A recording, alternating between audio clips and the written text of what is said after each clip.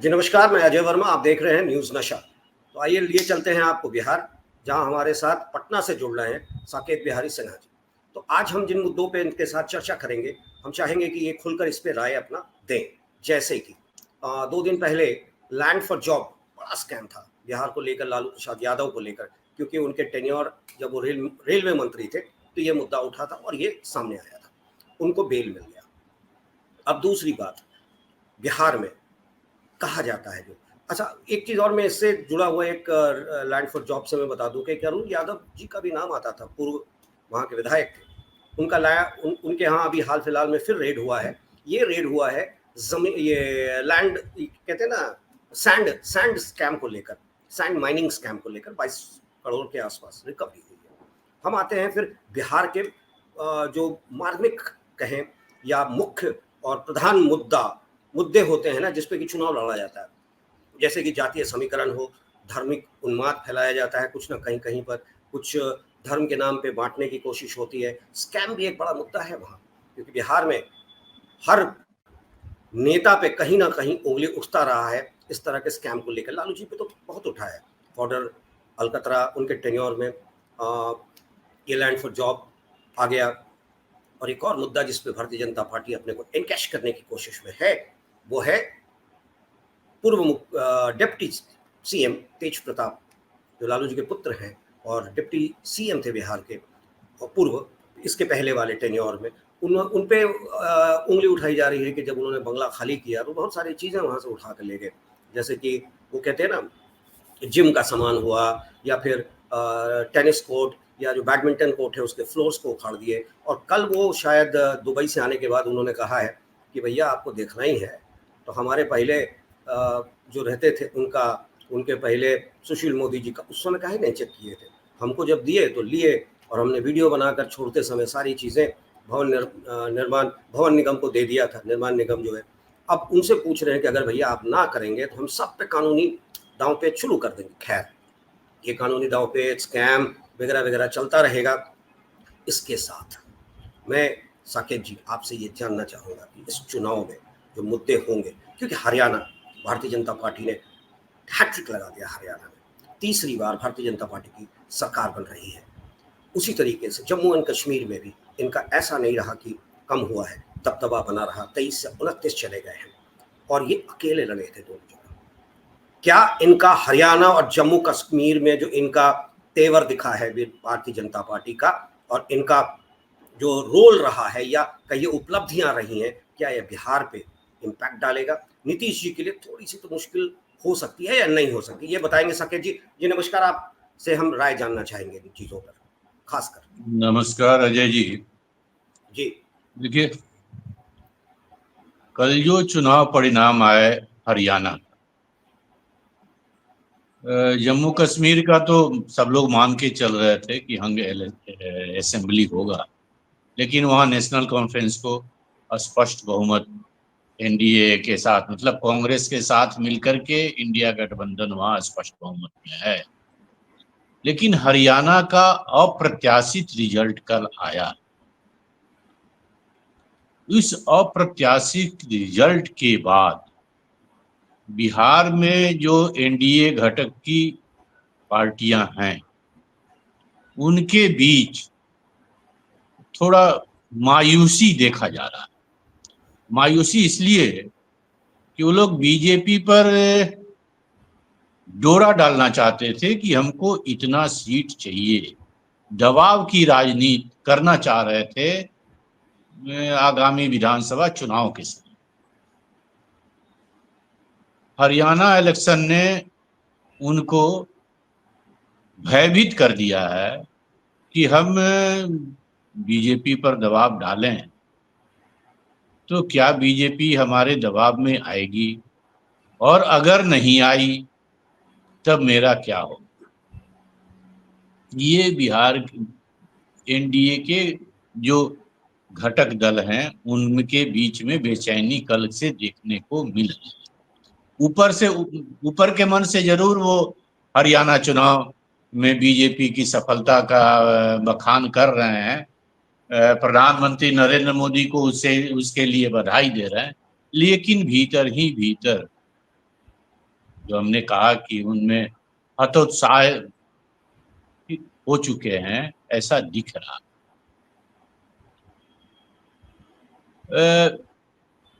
हरियाणा में जितने पत्रकार गए, जितने प्री पोल्स आए, ये सब में था कि बीजेपी 25 और 30 से ज्यादा सीट नहीं जीत पाएगी, कांग्रेस स्पष्ट बहुमत से कहीं ज्यादा 60-70, किसी ने तो 70 वगैरह भी बताया था कि कांग्रेस को मिलेगी।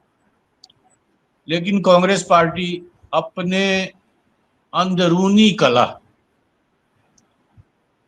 और के चलते तो हारी ही। और दूसरे शब्दों में हम ये कहें कि कांग्रेस के जो राज्यों के क्षत्रप हैं, वो लोग अपने केंद्रीय नेतृत्व को ठेंगे के बराबर भी नहीं समझते। राहुल गांधी कांग्रेस के सर्वेसर्वा नेता हैं, लेकिन राज्यों के जब चुनाव होते हैं तो वहां क्षत्रप उनकी बात मानने को तैयार नहीं होते। आपने देखा होगा इनका हुड्डा साहब का, भूपेंद्र हुड्डा जो थे, कांग्रेस पार्टी, राहुल गांधी चाहते थे कि आपसे समझौता हो जाए आम आदमी पार्टी से। हुड्डा साहब का कहना था कि नहीं, हम अपने बलबूते पर जीतेंगे। और कांग्रेस पार्टी में भी हुड्डा वर्सेज कुमारी शैलजा का जो प्रकरण चला, अंत समय में जब राहुल गांधी गए और तब शैलजा मंच पर आई, उसके पहले तक वो चुनाव प्रचार में नहीं दिखी, जिसका नतीजा हुआ कि दलित वोट कांग्रेस से छिटकते हुए बीजेपी की ओर भी चला गया। एक हुड्डा साहब के प्रभुत्व के कारण गैर जाट जो वहां के मतदाता थे, वो भी एकजुट हो गए कांग्रेस पार्टी के खिलाफ, जिसका नतीजा हमने कल देखा। बिहार में भी लगभग वही सीन है। अभी परसों 7 तारीख को दिल्ली की एक कोर्ट ने लालू यादव सहित उनके परिवार को जमानत दे दी लैंड फॉर जॉब स्कैम कांड में। उस जमानत मिलने के बाद आरजेडी में खुशी का माहौल था, क्योंकि लोकसभा चुनाव के समय बिहार जब आए प्रधानमंत्री जी, उन्होंने कहा कि एक नेता बहुत हवाई जहाज से घूम रहे हैं, हेलीकॉप्टर से बहुत उड़ान कर रहे हैं, चुनाव के बाद इनकी व्यवस्था हो जाएगी। तो लोगों को लगा कि तेजस्वी यादव लोकसभा चुनाव के बाद शायद बाहर नहीं रह पाए, जेल की हवा उनको जेल में बंद कर दी। लेकिन खुद लोकसभा चुनाव में बीजेपी बहुत सिमट गई, 240 पर सिमट गई। इस कारण शायद प्रधानमंत्री जी वो हिम्मत नहीं बटोर पाए होंगे, जिस कारण तेजस्वी बाहर रहे और अब तो कोर्ट से जमानत मिल गया। तो इसमें आरजेडी के लोगों के बीच यह बहुत खुशी का माहौल था। लेकिन जैसे ही अगले ही दिन, मतलब 8 तारीख को, 7 को जमानत मिली, 8 को जब हरियाणा का चुनाव परिणाम आया तो फिर से मायूसी घुस गई। इसलिए अब इसी कारण तेजस्वी यादव की जो पहली प्रतिक्रिया कल आई थी, उसने कहा था कि हरियाणा का परिणाम चौंकाने वाला है।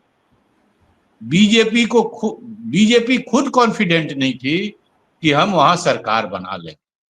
तो जैसे वहां जाट के खिलाफ दूसरी जातियां एकजुट हो गई, उसी तरह अब एक शंका तेजस्वी यादव को भी सता रहा है कि क्या यादव के खिलाफ तमाम पार्टियां एकजुट हो जाएंगी, माफ करेंगे, तमाम जातियां एकजुट हो जाएंगी।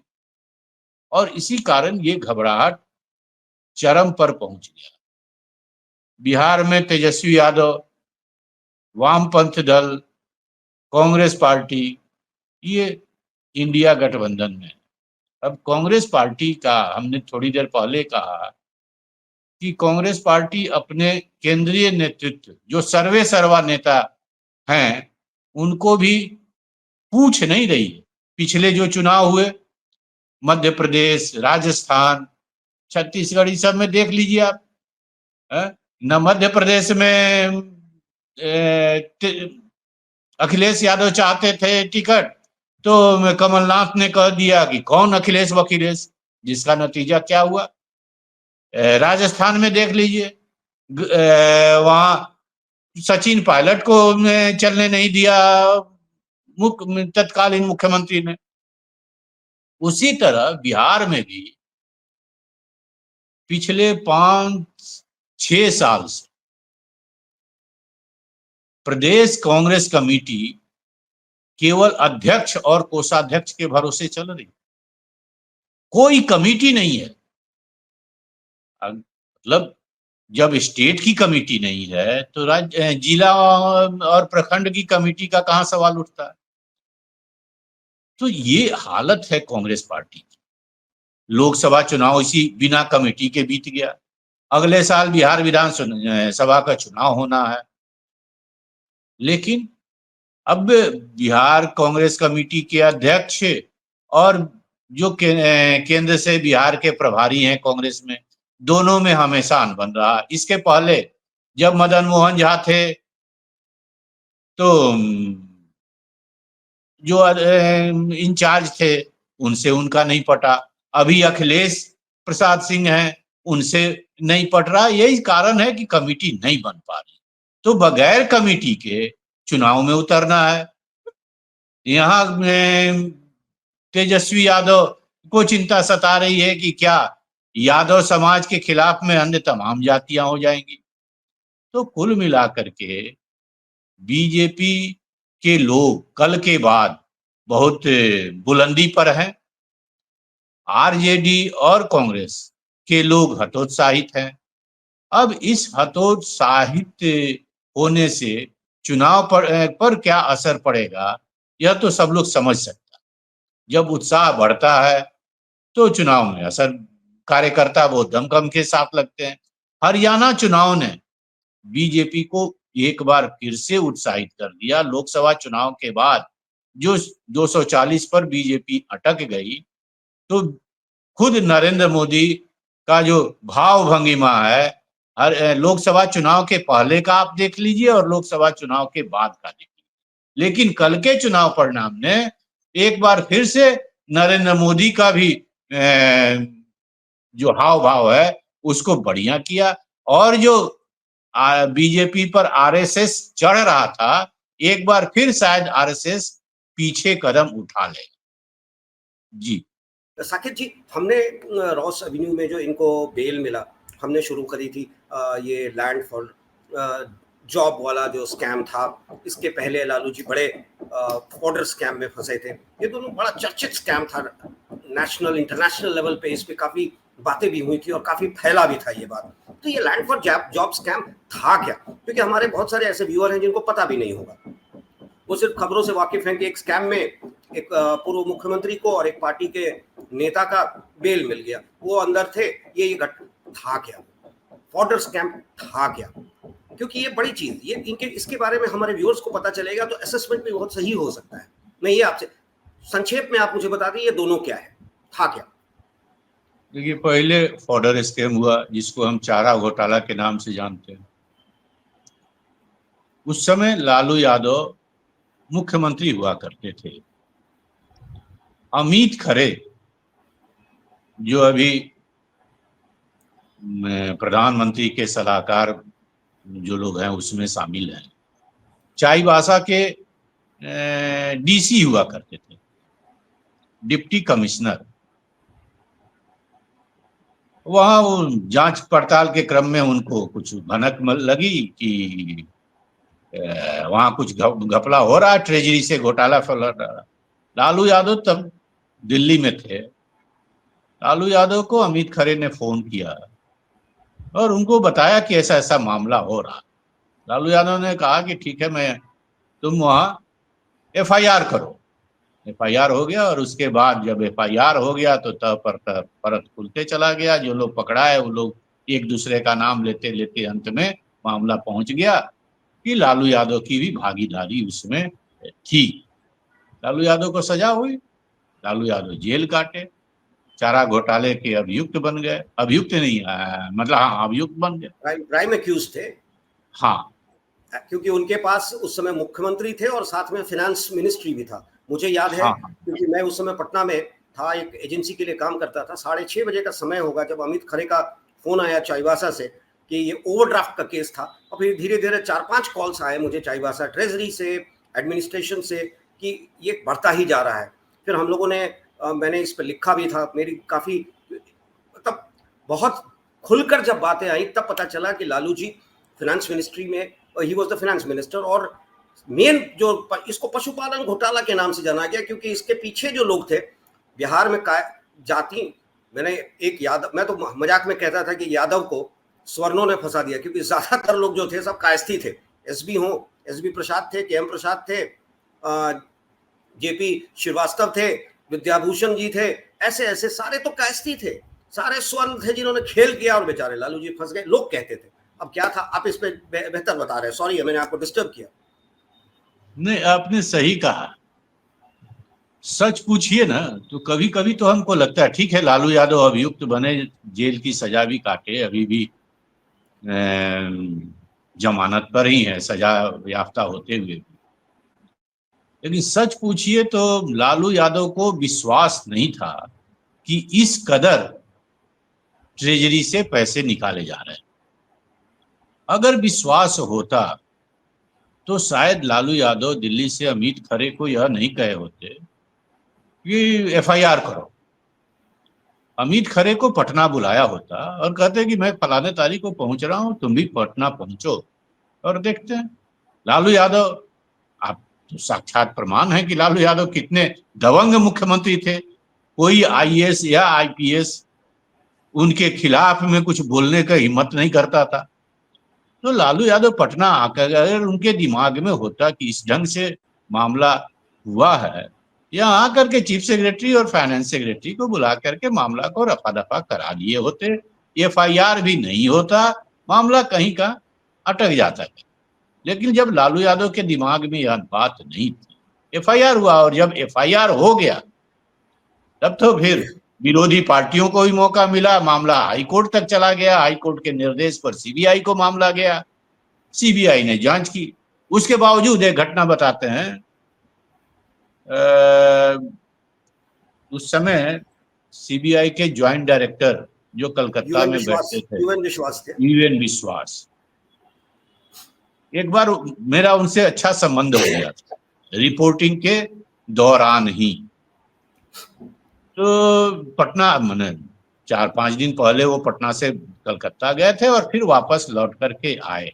हमने पूछा, हमसे जब भेंट हुई तो बंगला मिश्रित हिंदी में कहा कि सबको छोड़ देगा, लालू यादव को नहीं छोड़ेगा, लालू यादव को नहीं छोड़ेगा, सबको छोड़ देगा। हमने क्या हो गया?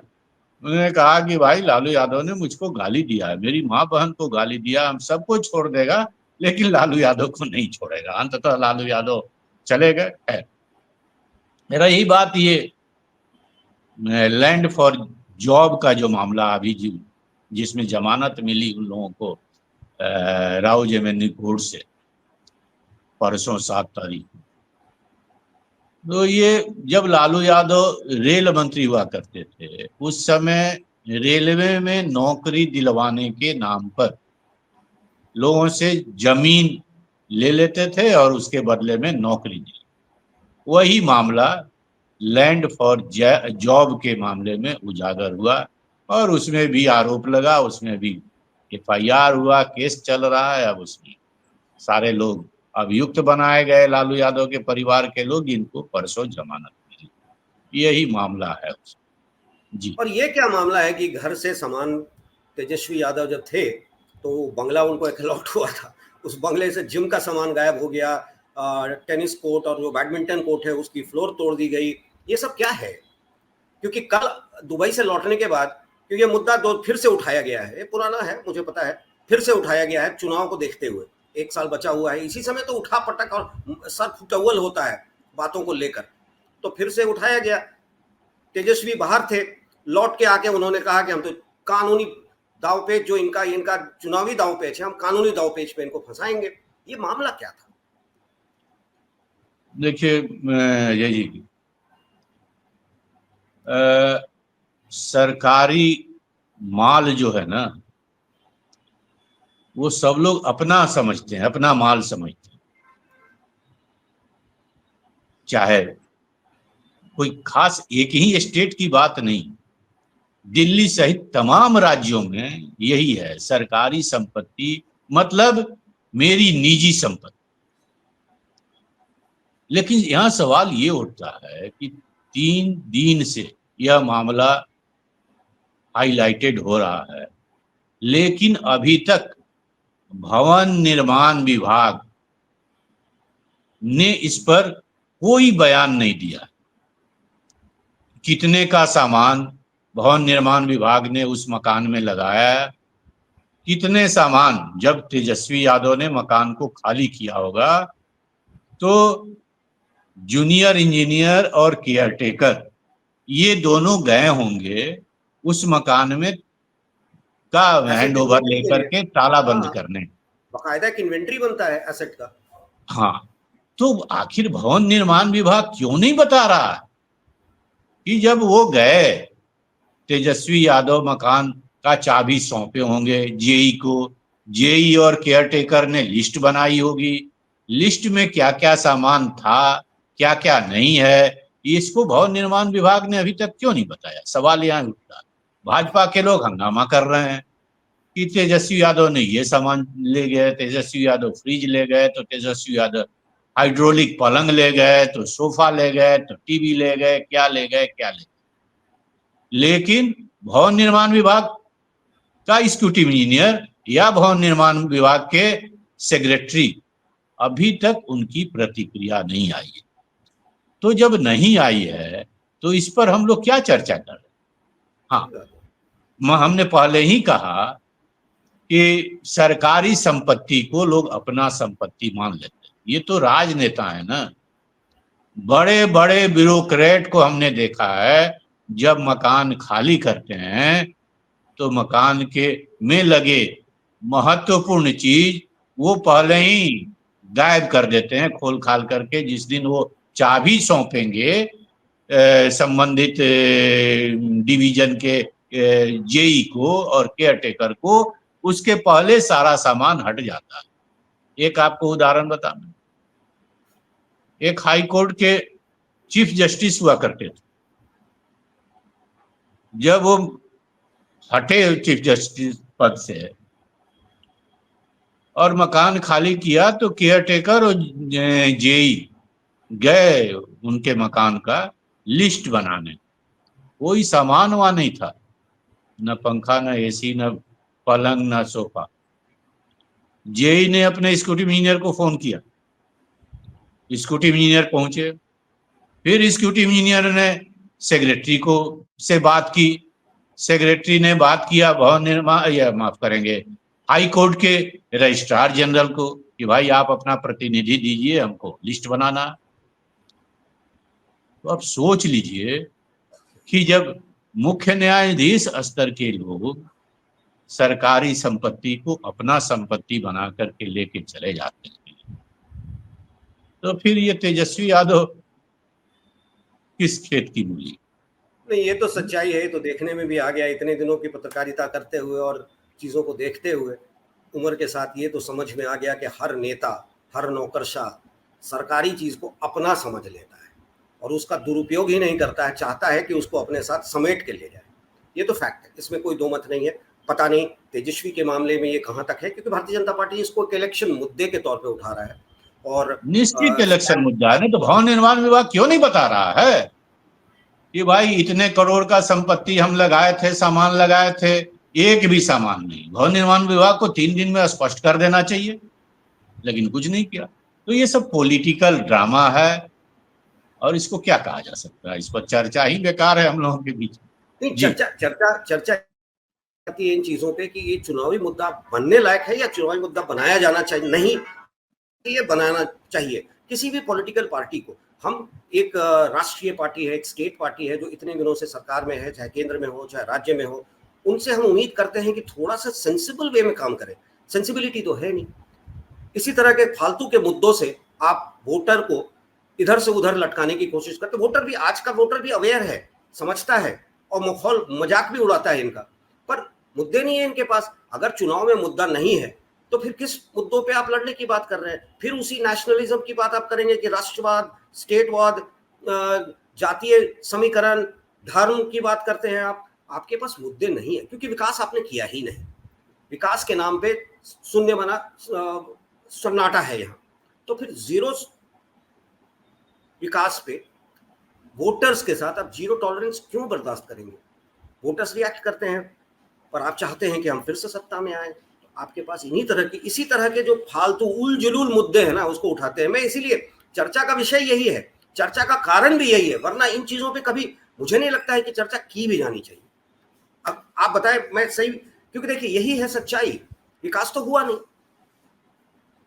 झारखंड आप चले जाए, झारखंड में क्या ईडी का इस्तेमाल किया गया चीफ मिनिस्टर के खिलाफ लैंड स्कैम को लेकर, माइनिंग स्कैम को लेकर, और इलेक्शन के कुछ पहले उनको फिर से छोड़ दिया गया। यानी आप कहना का चाहते, दिल्ली में यही किया आपने। क्यों आप इन चीजों पे बरगलाने की कोशिश करते हैं वोटर्स को? या वाकई में ऐसी चीजें होती हैं, और अगर होती हैं तो इस पे सही एक्शन भी अगर लिया जा रहा है तो सही है, और अगर नहीं है तो मैं यही कहूंगा हमाम में सारे नंगे हैं, तो फिर बराबर का एक्शन होना चाहिए। साकेत जी। देखिए अजय जी, अब राजनीति जो है ना, बहुत छिछले स्तर पर राजनीति पहुंच गई। पहले की राजनीति आप याद कीजिए, इस ढंग से पहले राजनीति नहीं होती थी जिस ढंग से आज होने लगी। मैंने अब हमको तो लगता है कि कल आने वाले दिनों की राजनीति और गंदी होती चली जाएगी। मतलब अभी तो लोग माँ बहन की गाली आपस में नहीं दे रहे हैं सार्वजनिक रूप में, लेकिन कल को लगता है कि वह भी दिन हम लोगों को देखने को मिलेगा कि राजनीति। अब ये ईडी और सीबीआई के दुरुपयोग की बात आपने चर्चा की, तो झारखंड में जो हेमंत सोरेन के साथ हुआ और हाईकोर्ट की जो टिप्पणी थी, उससे तो साफ प्रतीत होता है ना कि ये जानबूझ करके ईडी और सीबीआई को लगाया गया हेमंत सोरेन के खिलाफ में। एक मुख्यमंत्री को, मुख्यमंत्री रहते आप गिरफ्तार कर रहे हैं। तो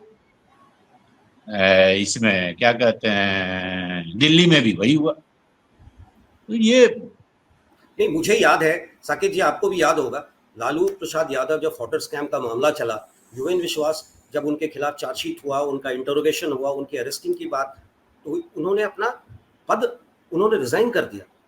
आफ्टर रेजिग्नेशन उनके खिलाफ ये सारी चीजें जो मेन चीजें हुई थी वो तब हुआ जब उन्होंने इस्तीफा दे दिया। मुख्यमंत्री रहते उनको अरेस्ट नहीं किया गया, उनको कस्टडी में नहीं लिया गया। पर इनके दोनों केसेस में देखा गया कि मुख्यमंत्री हो रहते इनको कस्टडी में लिया गया। या तो इनकी गलती थी कि इनको रिजाइन कर देना चाहिए था, या फिर क्या है मामला, ये तो दोनों पक्ष के लोग बताएंगे। ये तो बहुत जोर शोर से चर्चा हुआ ना जब अरविंद केजरीवाल गिरफ्तार हो गए, मुख्यमंत्री के रूप में तिहाड़ जेल चले गए, तो सारे लोगों ने कहा कि भाई एक मुख्यमंत्री तिहाड़ जेल में कैसे रहे। तो बहुत सुंदर जवाब, अपने ढंग का जवाब दिया अरविंद केजरीवाल ने कि भाई संविधान में कहाँ लिखा है, शायद संविधान बनाने वालों ने यह सोचा भी नहीं होगा कि एक समय ऐसा भी आएगा कि एक मुख्यमंत्री को जेल जाना पड़े, और उसका फायदा उठाया अरविंद केजरीवाल ने कि संविधान में कहाँ लिखा है कि मुख्यमंत्री जेल में रह करके सरकार नहीं चलाएगा, बताइए। तो अब कहे ना कि राजनीति का स्तर बहुत धीरे हो। उन्होंने तो यह भी कहा, अभी स्मरण आया अरविंद केजरीवाल ने, कि इनको इस्तीफा नहीं देना चाहिए था, हेमंत सोरेन को जी, लालू यादव को इस्तीफा नहीं देना चाहिए था, तो ये उन्होंने कहा था। तो ये तो खैर अब इतना खराब लगता है, एक मुख्यमंत्री जेल में हो, जेल से सरकार चल रहा है। कुछ तो नैतिकता होनी चाहिए राजनीतिज्ञों में। तो वही से कहा कि आज का राजनीतिज्ञ जो है बहुत छिछला स्तर पर राजनीति करने लगे हैं। चलिए, कब इसमें बेहतरी होगा और कब हम उस राजनीति को देख पाएंगे जिसकी कल्पना कॉन्स्टिट्यूशन में की गई थी, और हमारे लोगों ने जब देश इंडिपेंडेंस हमें मिला और जिन्होंने लड़ कर लिया, शहीद भगत सिंह हो, जो एक सपना था देश का, या राज्य बना, झारखंड बना, तो वहाँ के जो लोग थे झारखंडी, उनके सपने, ये सारी चीज़ों का देखते हैं आने वाले समय में, क्योंकि झारखंड में तो अब चुनाव होना है। जनवरी तक उनका असेंबली आपको कंस्टिट्यूट कर देना है। नवंबर महाराष्ट्र के साथ हो सकता है कि नवंबर में चुनाव हो जाए। उसी तरह से बिहार में 1 साल 2025 नवंबर तक चुनाव होना है। ये साल दोनों ही राज्यों के लिए बहुत ही इंपॉर्टेंट है, और आगे क्या होता है ये देखते हैं। वोटर्स फिर उसी तरह से चले जाएंगे, विकास होगा या नहीं होगा, या फिर कुछ नया स्कैम सामने उभर के आता है। तब तक हम फिर आपसे मिलेंगे, इस पे विराम डालते हुए फिर आपसे मिलेंगे। साकेत जी, बहुत अच्छा लगा आपसे मिलकर, और आपने बहुत तरीके से चीज़ों को रखा है। हमारे व्यूअर्स के लिए ये जानकारी ज़रूरी था देना कि क्या है क्या नहीं हो रहा है। जी नमस्कार। नमस्ते। और आप हमसे जुड़े रहने के लिए सब्सक्राइब करें YouTube पर, फॉलो करें Twitter पर और लाइक करें Facebook पर। और ज्यादा जानकारी के लिए आपको टाइप करना होगा सिर्फ न्यूज़ नशा।